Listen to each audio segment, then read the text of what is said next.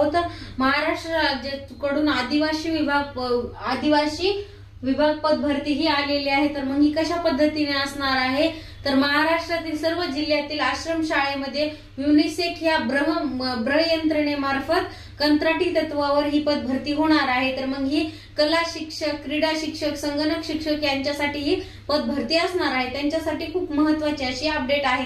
तर त्याच्यानुसार आपल्याला उमेदवाराचा पूर्ण डॉक्युमेंट हे कशा पद्धतीने, शैक्षणिक पात्रता कसे, पूर्ण डिटेल व्हिडिओ खाली प्ले केलेला आहे। नक्की एकदा जाऊन चेकआउट करा। शैक्षणिक पात्रता काय लागणार आहे, पदसंख्या ही 661 पदाची ही भरती असणार आहे। तसंच मग कला शिक्षकासाठी किती भरती असणार आहे, क्रीडा शिक्षकासाठी काय काय डॉक्युमेंट लागणार आहेत, किंवा त्यांच्यासाठी काय काय एज्युकेशन वाल्यांसाठी हे फॉर्म आहे, तर हे पूर्ण डिटेल खाली व्हिडिओ प्ले केलेला आहे। नक्की एकदा चेकआउट करा आणि अशाच नवनवीन अपडेटसाठी नक्की चॅनलला सबस्क्राईब करा।